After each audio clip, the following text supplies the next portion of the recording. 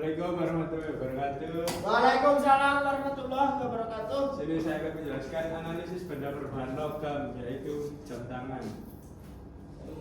Nah, bahan-bahannya yang pertama yaitu bahan untuk casing atau body jam. Stainless steel paling umum, kuat, tahan karat. Yang kedua, bahan untuk strap atau tali jam stainless steel. Yang ketiga, bahan untuk mesin jam movement stainless steel komponen mekanik. Kandungan logam. Kandungan logam pada jam mengacu pada berbagai jenis bahan logam yang digunakan dalam pembentukan komponen jam baik eksternal maupun internal. Penggunaan logam ini sangat umum karena sifatnya yang tahan lama, kuat, dan estetis. Nah, jenis-jenis kandungan logam yang ada di dalam jam: 1. Besi Fe, persentasenya yaitu plus 62 sampai min 65. 2. Kromium Cr, persentasenya yaitu 16 banding 18.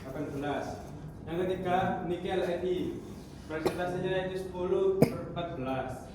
Yang keempat, molybdenum, yaitu persentasenya 2/3. Yang kelima, karbon C, persentasenya 0,03. Mangan, persentasenya 2. 7. Silikon, persentasenya yaitu 1. Sifat-sifat logam dan sifat pemanasannya. Sifat-sifat logam: 1. Tahan korosi, anti karat, mengandung kromium Cr 10,5%, membentuk lapisan oksida pelindung, tahan terhadap air, udara, lembab, dan keringat.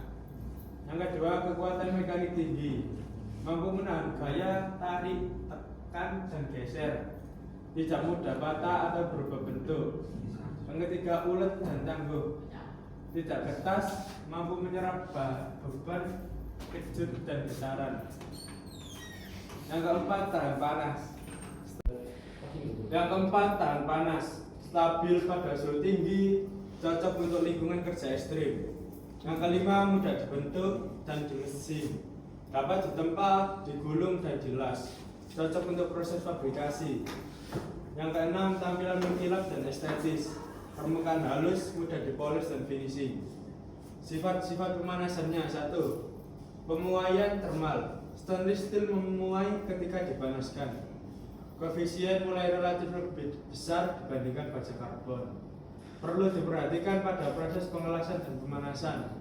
2. Konduktivitas panas rendah, panas menyebar lebih lambat, area panas menjadi lebih terfokus, menyebabkan risiko distorsi lokal.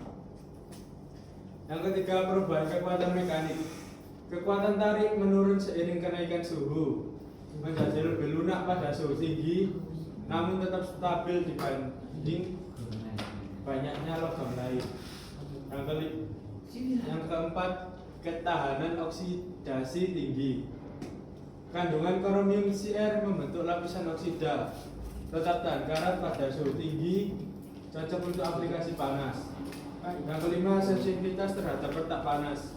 Beberapa jenis stainless steel rentan retak panas, terutama saat pengelasan tanpa kontrol suhu. Proses pembuatan bahan: 1. Pemilihan dan persiapan bahan baku. Bahan utama: CFD, kromium Cr, anti karat, nikel, kekuatan, dan flek. Unsur tambahan: molybdenum, mangan, karbon. Bahan baku berasal dari biji logam, serat logam, daur ulang. Yang kedua, proses pelemburan atau melting. Bahan dimasukkan ke tungku listrik electric furnace, dipanaskan hingga suhu 1600 derajat Celcius. Logam melebur menjadi cairan homogen. Yang ketiga, pemurnian atau refining, dilakukan untuk mengatur komposisi kimia. Argon, oksigen, dekarbonisation, menurunkan kadar karbon tanpa merusak kromium. Vacuum oksigen distributor, untuk stainless steel kualitas tinggi.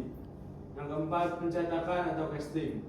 Logam cair dicetak menjadi slab lembaran tebal, billet bata, belum metode continuous casting. Yang kelima, proses pembentukan forming. Hot rolling, pengeralan panas, dilakukan pada suhu tinggi, mengurangi ketebalan dan membentuk lembaran. B. Contouring pengerolan dingin dilakukan pada suhu ruang untuk meningkatkan kekuatan kehalusan permukaan. 6. Perlakuan panas atau heat treatment. Perlakuan panas heat treatment. Annealing menghilangkan tegangan dalam meningkatkan kualitas menstabilkan struktur mikro. Yang ketujuh, pendingin dan pembersihan. Pendingin terkontrol pembersihan permukaan dengan larutan asam menghilangkan kerak oksida. Yang ke-8, finishing permukaan. Polishing. Permukaan mengkilap, grinding kehalusan tertentu, coating atau PFD jika diperlukan. Yang ke-9, pemeriksaan atau QC quality control. 1. Uji komposisi kimia, uji kekuatan tarik, uji ketahanan korosi, pemeriksaan dimensi dan visual. Pembentukan jam tangan dan stainless steel. 1. Pemilihan material. Menggunakan stainless steel 3165L.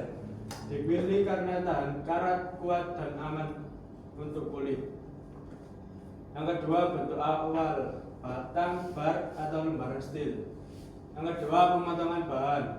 Bahan dipotong sesuai ukuran menggunakan laser cutting, CNC cutting, menghasilkan bahan mentah, casing, bezel dan backplate. Yang ketiga, pembentukan awal atau forming. Proses pembentukan komponen utama jam, stamping atau pressing untuk casing tipis dan komponen kecil.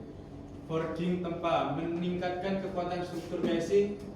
CNC machining membentuk detail presisi loop rumsit. Yang keempat, pembentukan lubang dan detail. Pengobaran lubang, poros chrome, dodo screw, pembuatan ulir dengan tapping, pembentukan kontur ergonomis. Yang kelima, perlakuan panas atau heat treatment. Annealing menghilangkan tegangan sisa, menjaga kerunetan material. Yang keenam, pengelasan pada perakitan awal. Engleson mikro, laser welding, penyambungan bagian casing atau backplate. Yang ketujuh, finishing permukaan. Tahap penting untuk estetika. Grinding menghaluskan permukaan, polishing menghasilkan kilap, brushing finishing, efek doff, PVD coating, opsional warna hitam atau emas. Yang ke-8, pembersihan dan flaking. Pembersihan sisa oksida mengaktifkan kembali lapisan kromium, meningkatkan ketahanan korosi. Yang ke-9, perakitan akhir jam. Pemasangan mesin jam, movement, dialit dan jarum, kaca, safir atau mineral, crown dan gasket, perakitan backlight stainless steel. Yang ke-10, pengujian kualitas. Uji ketahanan air, uji gores dan benturan, uji akurasi waktu, pemeriksaan visual akhir. 3. Pengujian yang dilakukan pada jam tangan. 1. Visual testing. Metode pemeriksaan langsung dengan mata atau alat bantu, kaca pembesar atau mikroskop. Yang diuji yaitu bagian cacat permukaan casting dan backlash, goresan, retakan halus atau pori cacat finishing. Tujuannya menjamin kualitas visual dan estetika jam tangan. Yang kedua, liquid penetran test. Metode cairan penetran diaplikasikan ke permukaan lubang lalu dibersihkan dengan developer. Yang diuji retakan mikro pada casing stainless steel, cacat sambungan las mikro. Tujuannya mendeteksi cacat permukaan yang tidak terlihat mata. Yang ketiga, ultrasonic test.